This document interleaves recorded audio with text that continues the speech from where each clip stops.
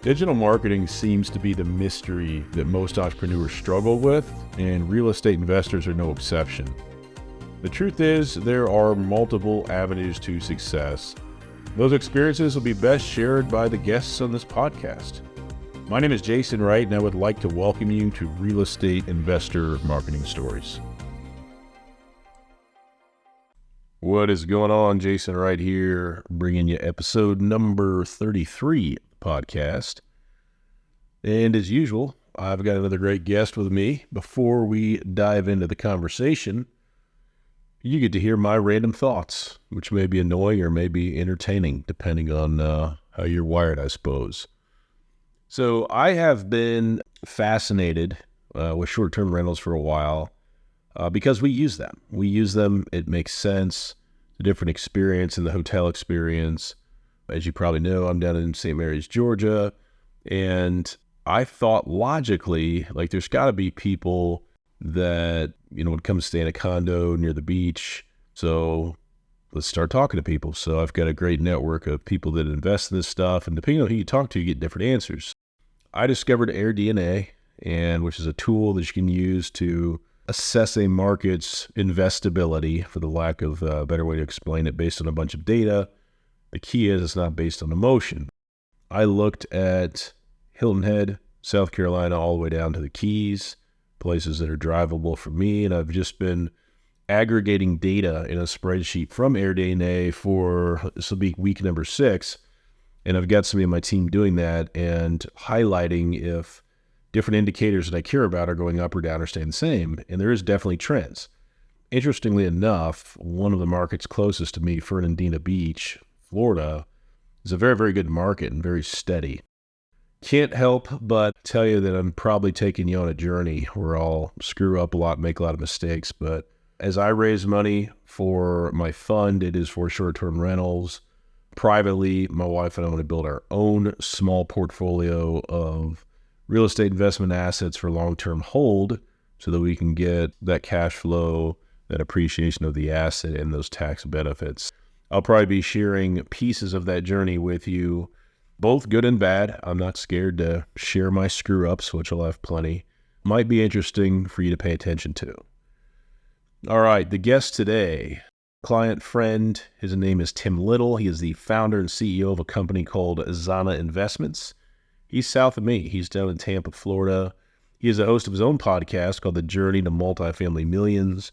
And just a little snippet about Tim, he began investing in 2014.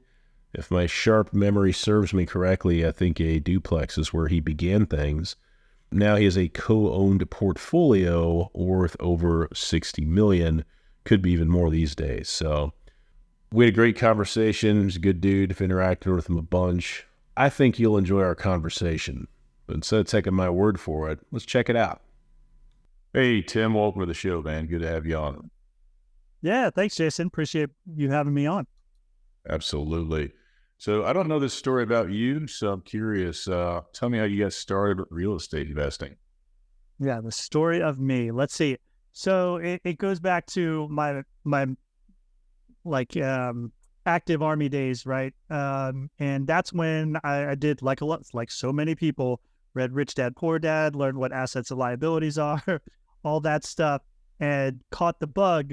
But it really just wasn't the right time for me. Sometimes, we get information and we want to act on it, but it's not the right time in our life to kind of, put that into action. And that's kind of what happened to me. I went to one of these, conferences where it was a bunch of gurus selling a bunch of courses on CD.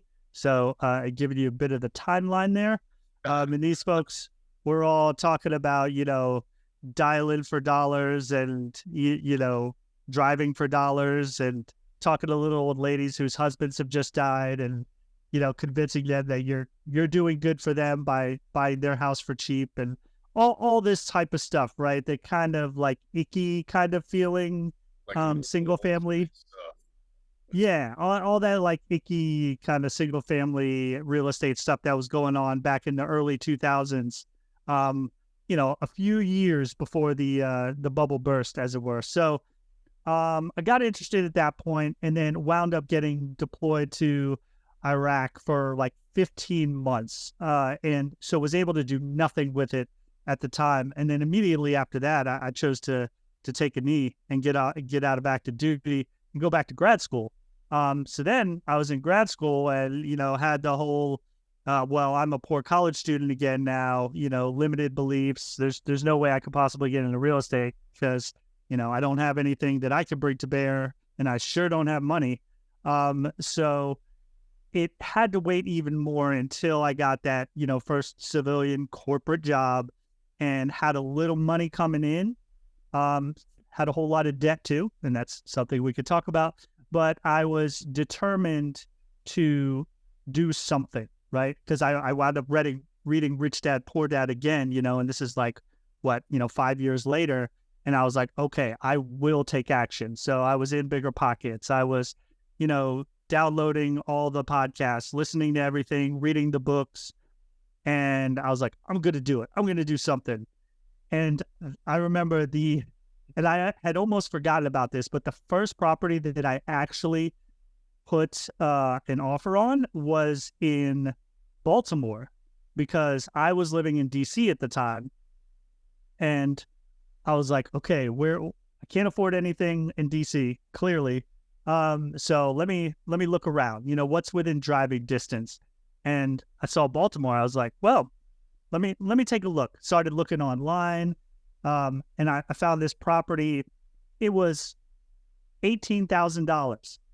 And I was like, that's amazing. Like, even if I have to put, 50, 100 into it, like it's got to be a moneymaker. So I was like, boom, offer in. And just that exhilaration of having taken action and having done something, reality sunk in later. When I went to go tour the property, and I was like, oh my. I don't know if you're familiar with Baltimore, but there are some what we call blighted neighborhoods, where it's basically just boarded up, empty. And what I found is that there was no piping in the building because all the copper piping had been stolen. There was a room on the second floor, and it had a slant that was noticeable. It was like you felt like you were falling forward. That's how significant the slant was. And as soon as they started talking about like, yeah, you're going to have to get an engineer out here and foundation and all the pipes. And I was like, okay, this is quickly going over any budget that would have made this make sense, as well as my level of expertise and what I was willing to embrace on what would be my first investment deal. So I quickly backed out of that one. Luckily, I had written in there, the contingent upon inspection, right? So I had my out on that one. And then I was like, okay, look, we're not going to do that. And so then I broadened that circle, right? And then I saw Richmond, which was a few hours away, but a much lower cost area to get into. And they have some, lower income neighborhoods that are even better for investing.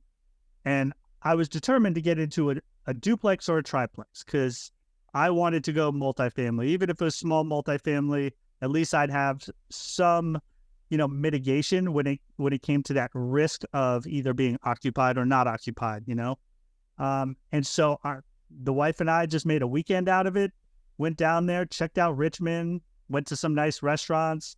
But during the day, we were touring properties. For 2 days, we wound up seeing, I think it was like 6 duplexes during that weekend. And one of them just happened to be good enough that we decided to put an offer in. And I think it was a duplex it was $85,000. And so we put an offer in, it was accepted. And that was my first intentional real estate investment. Man, that's a beautiful story. First thing, thank you for your service, man. I've never served, but I love the freedoms of this country as much as anybody you've ever met, and it's because of people like you. So I'm going to take that real seriously. Thank you. When you started describing Baltimore, sounds like Gary, Indiana. So I'm from Indianapolis. Not a lot bothers me, but Google had the fun of misrouting me through Gary one time on the way to Chicago, and I'm driving around armed and still like, I'm so fucking uncomfortable. Like, what is going on? Like blocks of boarded up buildings. My wife is like, do people live here? I'm like, I don't know. I don't know what's going on, but we got the hell out of there. So, yeah, you find out there's no pipes. Oh boy, what have we got? So great news is you're able to get out of it, but that is beautiful. Now, do you still have that property you guys got in Richmond today? I do not. So, we saw obviously it was appreciating in value. And I bought that in 2014. And I think I sold it in like 2017, maybe 2018. But wound up selling it for 150. Sight unseen, because the biggest thing I was worried about, right, is an inspection, because this was like 100-year-old house that they basically just sealed up the stairwell and divided it between the top and bottom floor as, apartment units. Yeah. And so anytime you're dealing with anything that old, you will find something. And this guy had no contingent for inspection. I was like, sold. So wound up doing a 1031 exchange on that. Taking that and doing a 1031 exchange into a triplex, because now I was living in the Tampa area, and did a 1031 exchange into a triplex in St. Petersburg. So I was getting, more scale, and I was getting more cash flow per unit based on that. And I was also able to self-manage because it was local, saving myself the 10% right off the top. Now, self-managing comes with its own headaches, and we could debate whether that 10% is worth it. But in the end, though, it wound up being a nice cash flow play, just putting that in. And then I was able to avoid or defer, we'll say, the taxes associated with that nice gain going from 85 to 150,000. Sweet. I like it. So with that being said, this is just curious and maybe a stupid question. I've never been to DC. What do you prefer as far as living there, DC or Tampa? So I'd say it depends, right? It was just at the time when we first moved there, it was me and my wife, 20, 30 somethings, making a little bit of money in the city. So we were seeing all the sites. We were doing boozy brunches on the weekends, and it was awesome. But, fast forward a little bit and we have our first kid, and now you're taking, a baby on the metro, going around downtown, and it's not quite as cool for some reason. It's so, as you can imagine, having kids shifts your perspective, your priorities. And we're like, okay, maybe this isn't as cool anymore. And I wound up getting the opportunity to come on orders in Tampa. And so they were going to pay for my move anyways. So I just, turned to my wife and I was like, hey, babe, want to go to Tampa? Yeah. And she was like, sure. And I'm originally from Florida, and palm trees make me happy. Yeah. So it was really nice to come back here. And, we only thought it was going to be a 1-year tour. Now we were going to have to move back.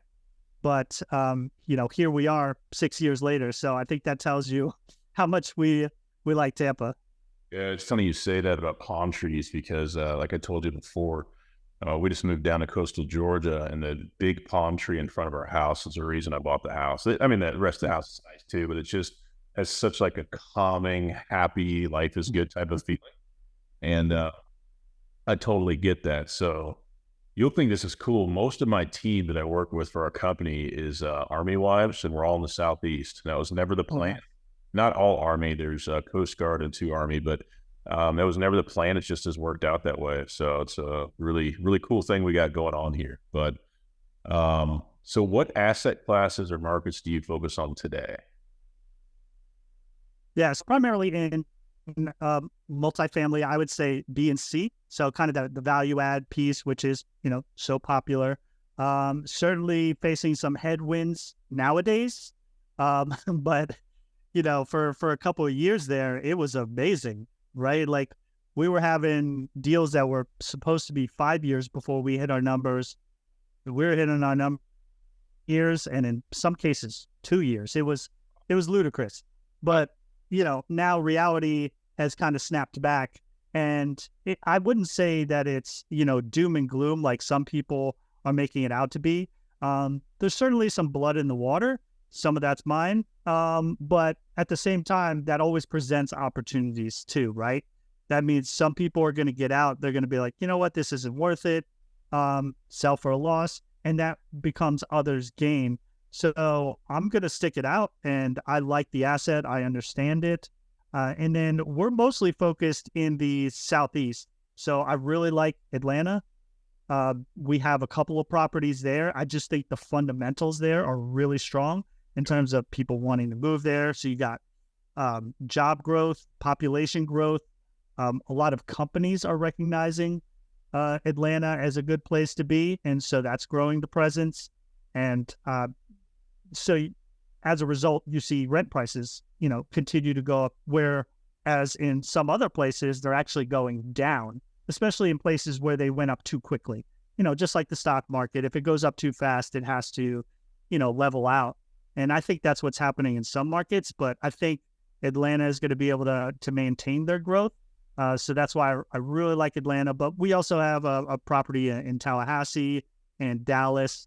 But I think Atlanta is where I would like to be moving forward as much as possible. I like it. So here's a question for me. I don't have the experience or knowledge that you do, but I have some idea of what's going on. Do you think more sponsors and general partners going forward will make fixed rate debt kind of a priority with their deals, or do you think people will floating rate debt as well? I mean, I think it's yes. The answer to your question is yes, but only for as long as it's convenient or necessary, right? Like these things always go in cycles.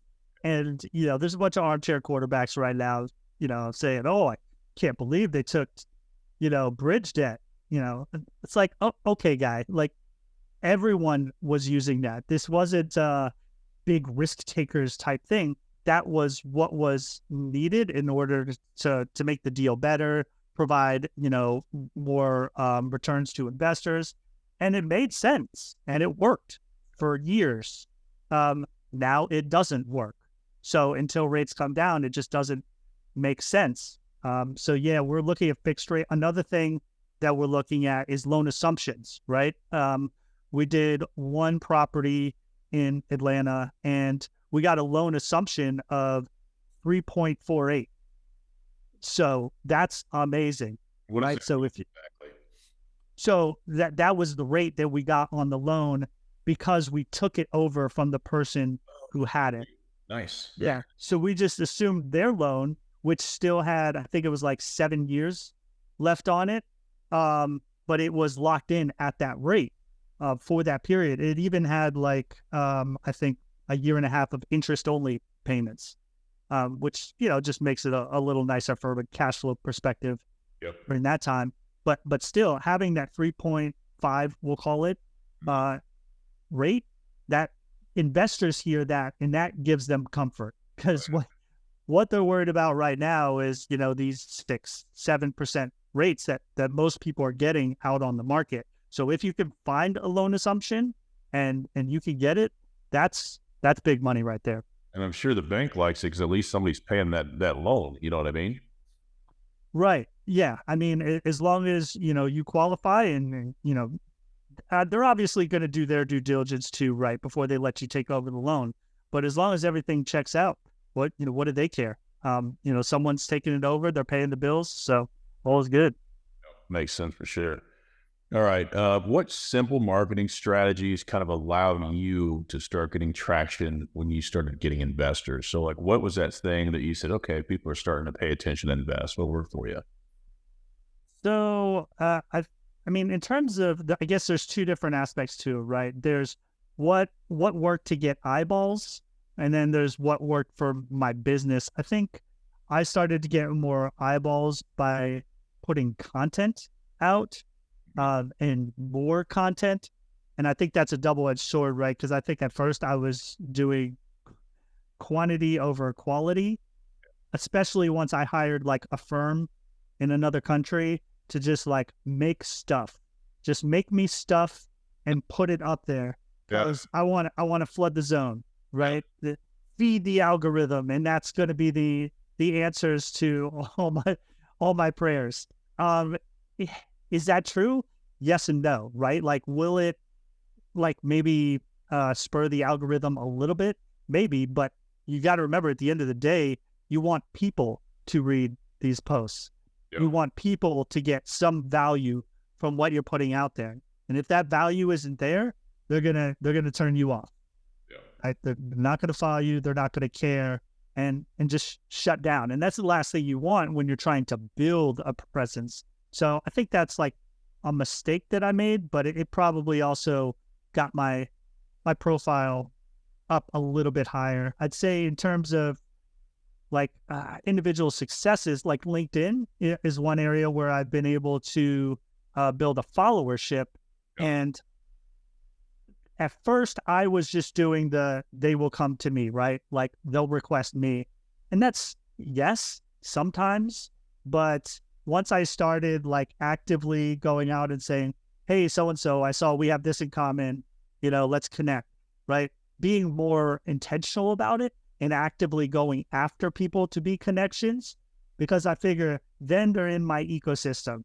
Will they see my posts? Maybe, but they have like a 0% seeing my posts if they're a third connection, right? Whereas if at least they're a second or first, then they get in there. And so I started actively trying to connect with people, but, not just clicking the connect button, because I know I find that a little impersonal when people do that to me. So I click, and what I was doing at first, because I didn't have any type of automation set up, was a Word doc with a message for all the people that I had something in common with, right? Say it's like veterans in the Tampa area, and now they're like, have second careers. So I'd have this little message that I would copy and paste from my Word doc every time, and it would do 1 1 1 1 1 1. Is that tedious? Hell yeah, it's tedious. But it was able to, get more connections quickly until I learned automations associated with LinkedIn that allowed me to do that automatically, hence the name automations. So there's always this evolution, right? And you know this better than anyone of, I'm doing it myself, nugging it out, just getting it done. But how can I do this better, faster? Oh, here's this tool or service. Okay, let me hire to get that done and do that. And you just keep growing and scaling from doing it yourself to having someone else do it and probably do it better. Yeah, that's a nice segue into the book behind your head, Who Not How, right? Absolutely. Yeah. Yeah. I'm an old stubborn guy with that stuff. I look back kind of over this journey, and it's like, I want to learn how to do it so I know what's going on. So I don't follow that advice. I'm not perfect, but growth is slower at times, but I know what the hell I'm doing and what's kind of in my ecosystem. But for a lot of people, like what I'm doing, they just nobody has time to learn the stuff. It's just too much. It's too much information. It's too much time. So that is a much better piece of advice, Who Not How, if you're interested in scaling with any kind of speed at all. So it makes sense. What would you say is the biggest regret you've had so far in regards to your marketing? That thing maybe we're like, God, why did I do this sooner? Or why did I do this for 3 years? Yeah, that's probably like my podcast, right? So going back to what we were just discussing about the, having someone else do it. Yep. Now, I agree with you that I think there is value in learning, how to do it yourself. And that's exactly what I did with my podcast. I did everything myself when I first started. Yep. So I was editing in Descript. I was, doing all that stuff. But then I was like, this is taking up so much time. Yeah. And I was just like, this is not sustainable. And so then, I went to, what's the next step up, right? Fiverr. Okay, let me pay someone to do the show notes for Fiverr, because I was like, I don't feel like dealing with that, especially after I just edited the whole thing. Like, let someone else write the show notes. Okay, well, that's $25 right there. Okay, then I'm like, I don't have time to edit the whole thing myself. Let me send that off. Okay, well, that's another $20 right there. at a certain point, I was like, okay, I'm paying like $50 an episode to have people do this stuff for me. Is it saving me a huge amount of time? Yes. But I'm also starting to pay more and more. And I was like, is there a more efficient way I could do this? And I had I just talked about it, an agency doing social media for me. But they were focused only on like graphics and stuff like that. And they did help me on like the back end on ActiveCampaign, doing like, template emails and stuff like that. But I was like, hey, can you guys help me out with the podcast? And they're like, no, that's not within the scope of work. So that would cost this many hundred, more money. And I was like, you know what? No. And so that's when I went and finally just hired a VA. And I was like, this is what I want you to do.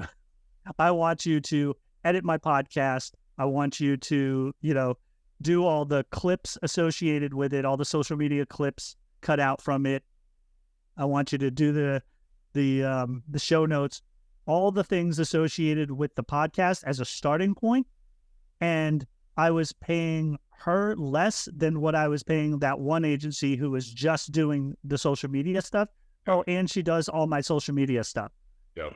So the amount of time and money that I saved by finally going with a VA. Now, did I learn a lot along the way? Absolutely. I understood, how Descript works, so I can use that myself if I need to edit something. The show notes, how to cut clips, all that stuff. So I learned it first, to your point, but I think I waited too long to hire it out completely instead of just this nickel and diming that I was doing on Fiverr. And then again, like I said, with the agency who was doing some stuff, but not all the stuff I needed, when the real answer was just hiring a VA that could do all of those things for me at less of a cost. Yeah, it's a really good point what you said. So I tell people this all the time. I know people that have been real successful as entrepreneurs and they plateau because they refuse to bring on help. It's like this pride thing. And I'm like, a VA at 3 to 5 hours a week can change your life. If you plug them into the stuff that matters, it's ridiculously effective. So I've got me and my wife, and there's 6 more. So there's 8 of us with the Intentionally Inspirational team here. And on Wind River, we all that's our private equity company for our short-term rental fund. We all kind of help out over there, but there's not much going on there yet. Now that I'm down here, I've got to go back to Indiana and finish that, but we're going to get into that hot and heavy the rest of this year, which would be great. But yeah, there's no way. So with podcasting, the first time I did it, I've had 3 or 4 shows over the year. The first time I did it, I did everything myself. And I was like, it'll be fine, no big deal. And so I did all the audio editing, all the video editing. And I'll never forget this. I was on the 3rd floor of our old house. So that means this has to be about 6 to 7 years ago, because that space I've used in a long time. And I was up there for like sweating. So it's really hot up there, like sweating profusely. And I was like trying to edit this audio, and there's like an echo or something I was trying to get rid of. And I was playing with all these filters. And I was like, what time is it? And I looked and I was like, I've spent 5 hours trying to edit 20 minutes of audio. Then I was like, oh my God, what am I doing? So it's like the content, I've been saying this for a while now, like the content's important, but people are going to forget it anyway, but they remember how you make them feel. So consistency and touch points are more important than even the content. So I was like, I'm not doing this anymore. So I just started taking it as it was and just putting it out. I blended an intro, outro, and I wouldn't even mess with filters. So this time around with this podcast, I actually built my own team around it. So we're recording on Zoom. When this is done, I'll drag the video, the audio to Google Drive. I've got to make a personalized intro for this show. I'll put that in Google Drive. I've got a lady on Upwork who's down in Charlotte. She's awesome. She does all the video and audio editing. I just farmed that out. I was like, that's the part that I'm not great at. It takes the most time. She kicks it back. I've got a manager on my team and my EA, post it to YouTube, create the social images for our guests. And like, we built this out step by step, but at this point, my personal involvement, and it's very, very minor. I mean, the results very good. So yeah, it's not a full blown agency. It's kind of a hybrid model. So So there you go. So anybody watching or listening, you can either do it all yourself, which is very time consuming. You can kind of do a hybrid model and get some help with it, or you can just farm the whole thing out. So, but I think podcasting is, I think it is a good use of time. I really like being a guest. You just show up and talk and you're done. Like I think I just scheduled 83 shows is what I've guested on so far. The amount of business that's come out of that's pretty remarkable. Like it doesn't happen all the time, but it's tens of thousands of dollars easily. Like if I think back, it's probably quite a bit. So it's a good use of time. It's fun. You get in front of new audiences, and then you've got social content to share as well. So good stuff. Here's a little curveball for you. And you might know this because you've heard the show. Do you have any story that you can share throughout your investment journey that you've never shared publicly? It could be funny. It could be a lesson learned. It could be something crazy, whatever you want to. Ooh. So I guess I would, talk about the myth of, hey, once you start, going active and you're a GP, that the money will just be flowing in. Yep. Like people want to believe this so bad that they kind of ignore the logic that underlies the situation, which is, yes, you get paid when you first do a deal, but it's so small. We're talking a 1% to 2% acquisition fee on a deal, right? Of that acquisition fee, that is, split up amongst all the general partners, presumably. Yep. So now how big is that chunk of money? Okay, you probably got a couple thousand. Yep. After that, you may be getting some asset management fees if you're on the asset management team. If you're not, you will not. And those asset management fees, similarly, are very, very small because they are just a portion of the rent, again, divided by everyone on the asset management team. You're talking, maybe a couple $100 per month. So the idea that within a year you could be like living off of all this endless cash flow that's coming in from these deals is just a complete fallacy in my experience. And so I think that, people don't realize that, including myself. And so you just have to have a plan, right? And I did have a plan, but even then it takes longer than I thought. And I was like, well, now that I think about it, considering the average length of a deal is, 3 to 5 years, I was like, I guess it does make sense, because that's when you get your biggest chunk, when you exit a deal, right? That's when you get all that work and forced appreciation that you put into that property. That's when you reap those rewards. But again, that's 3 to 5 years down the line. And so you kind of need to look at that as your timeline to presumably replace your income. And I think I looked at it like, hey, if I have, a year's worth, saved up, and to do this, that a year and a half max, and I'll be where I need to be. Now, if you're raising a ton of money right off the bat, then maybe those acquisition fees are higher, and maybe that helps. But you also have to be, doing more deals. And if you're new to this, then you're probably not going to be raising a ton of money, right? It's going to be a growth, and that's okay. But I just want, people to be aware of that and not be like me and be like, oh, well, within 2 years, I'll be banking. It's not exactly like that. But what you're doing is you're building that pipeline. So over time, once you hit year 3 and 5 and 7, that those deals are starting to come to maturity, right? And that's when the money is starting to come in. So I think that's the thing that it's like the dirty little secret that, I haven't really shared. It's like, hey, it's rough at first if you're, quitting that job and burning the bridges or boats, whatever you're burning. And you're like, because that's going to force me to get it done. Well, okay, but there are timelines that you're kind of beholden to within this business. So just Just something to think about. One of my favorite things that anybody's ever said on this show, and it's so true. So I'll point my failure in the spotlight here a little bit, which I have no problem doing. When I first quit corporate, God dang, this has been almost 8 years ago. I was making about 80 grand a year in the Midwest. Life was good. I told my wife, I don't know where I came up with this number, but I was like, I'm going to start selling these neighborhood magazines and I'll replace my monthly income in 3 months. She's like, okay, sounds good. So quit my job, went and bought a luxury car the next day, no job, and went down this journey. 2.5 months later, no money. All the savings is gone. No idea how to pay my bills. So I had to actually ask one of my mom's sisters, my aunts, can you help me buy groceries for 6 months? Because we're in trouble. So I was working at FedEx. I was hustling all day long, and I had to go back into corporate about 6 months later.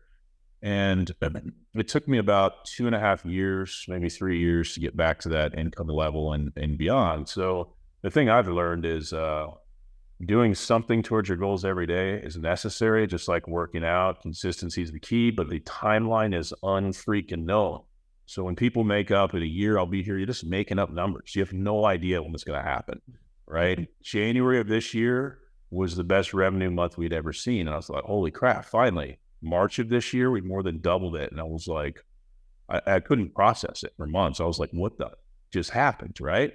And the point of that is, and I'm not telling you the income, so none of that really matters, but the point of it is stuff can happen very fast, but in my experience, more times than not, it's kind of a gradual up and down and slowly trends upward over time. So things take a lot longer than you think. So when I get on a call to talk about what we do, and I'm like, so tell me about your business, what do you focus on?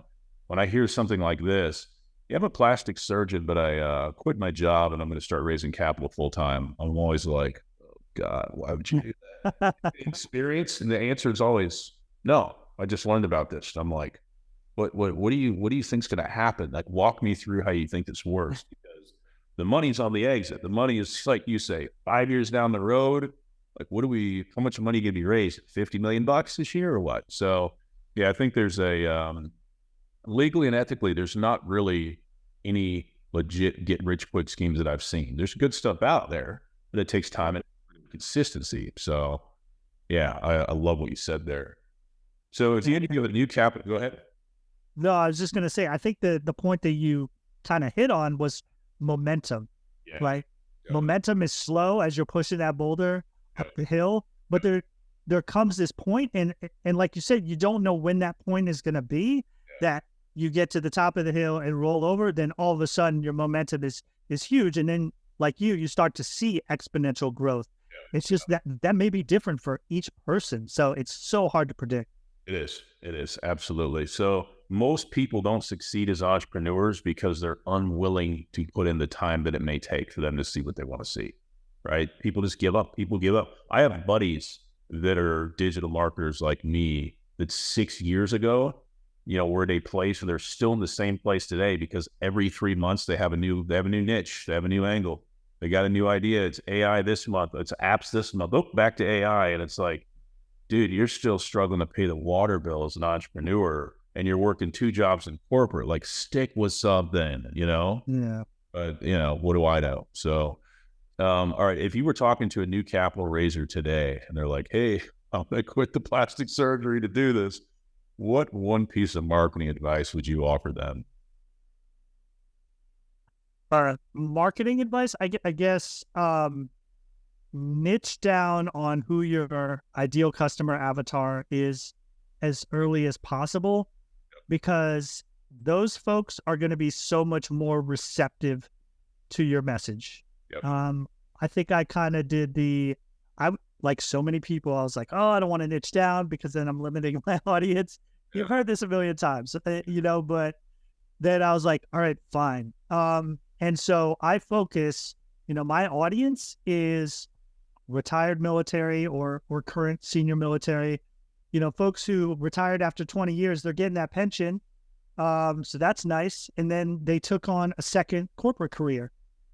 So they're doing all right on income, maybe got a little extra to invest, but at the same time, they also probably have 2 or 3 single family houses that they acquired over those different moves while they were in the military, because that's what a lot of military folks do. They keep that house because they consider it an investment, even if it wasn't intentional, and they're renting it out, but they're having to deal with the 10% property management fee. They're having to deal with, oh, the water heater broke, so just paid for that and wiped out my profit for the entire year because it probably wasn't optimized for cash flow when they bought it. So they're probably breaking even, getting $100, $200 per unit as is. And they're looking for a way out of what I call the landlord trap. And so I get it. They see me and they say, oh, here's an alternative. But at the same time, they're like, oh, Tim's a military guy too. And I wouldn't say there's an automatic trust, but I mean, hell, integrity is an Army value. So like you should be able to hope for some of it in business dealings. And so it creates rapport right off the bat. Whereas if I was pitching that to dentists and trying to educate them, they'd be like, okay, makes sense, I guess, but I don't know you. I don't have anything in common with you. Yeah. So I think the sooner they could do that, the sooner they can grow their audience of folks that are going to be more receptive to their message and therefore more likely to invest. Yeah. Very cool. And I tell people all the time, when I say, who's your avatar, especially if it's somebody new, I'm just curious. And I'm getting them, I don't like these like sales calls and they're real chill, but I got to know who the heck I'm talking to and like where their mind's at. When their answer is anybody with money, I'm like, you need to hold that shit in because that ain't going to go over. And just for the reasons you just said. So yeah, like with me, like with capital raising, I'm going to try to focus on other digital agency owners like me. Like when in doubt, target yourself 2 or 3 years ago, because you'll know the pain points, you'll know the opportunities, you'll know the struggles, you'll know the lingo, and that makes you way more relatable. So yeah, great advice. All right, so we're recording this. Oh my gosh, August. Can you believe it's August already of 2023? 2 years. But as you look forward to the end of the year, what are you most focused on in your business? Right now, I think I'm focused on elevating the presence of my podcast, which is kind of happening organically, surprisingly. Yep. It's that whole 10-year overnight success kind of situation that we just talked about. Yep. Where now people are coming to me requesting to be a guest on my show, whereas before it was, please be a guest on my show. But once you get past even 50 episodes, even though I may not be getting a ton of downloads, I think, more influential people are just seeing it and they're like, hey, there is an outlet for me to get on, highlight myself, etc. So that's going well. I think the other piece is, for my business from a marketing perspective is LinkedIn. I'm really kind of bearing down on LinkedIn as my primary social media platform, trying to add more value there so that I get more followers, and connect with that audience that we just talked about that I think would resonate most with me. So that's what I'm looking at right now. Smart. I like it. For anybody watching or listening, because we do the video piece as well, how can people get more info about you or what you are into if they so desire? Yeah, absolutely. So you can always reach out to me at tim@zanainvestments.com or go to my website, zanainvestments.com. Or you can catch me on LinkedIn. Like I said, I'm always trying to add value on there. Would love to connect with any of your listeners. And then I have a podcast as well called Journey to Multifamily Millions. So I, invite anyone to check that out and, like and subscribe. Awesome, man. Well, I really enjoyed it. I appreciate you coming on today. Yeah, no, I had a good time. Good conversation. Awesome. Thank you for listening to this episode of the show. I had a great time making it, and I hope you really enjoyed yourself listening to it. If you want to keep up with all things Real Estate Investor Marketing Stories podcast related, I encourage you strongly to go to reimarketingstories.com and signing up for our podcast newsletter. We will simply keep you up to date with what's going on at the show, new episodes, and things like that. reimarketingstories.com. So hopefully today's episode and the other episodes that you'll listen to will remind you that as a real estate investor, everybody starts at the beginning, okay? Our guest today and the other guests that you will hear on the show will share their real story, right? They'll tell you what worked, what didn't work. And I want you to remember one thing, if you remember nothing else today.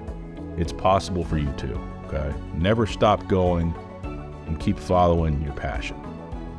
Finally, today's show has been brought to you by capitalraisingautomations.com. If you're an active capital raiser and you are ready to learn the 3 areas that are holding you back from raising more capital, I strongly suggest you check out capitalraisingautomations.com. Check out our free 10-minute video there, and you let me know if it doesn't provide you value. I'm sure it will. All right, thanks again for listening to the show this week. Hope to see you next time. Take care.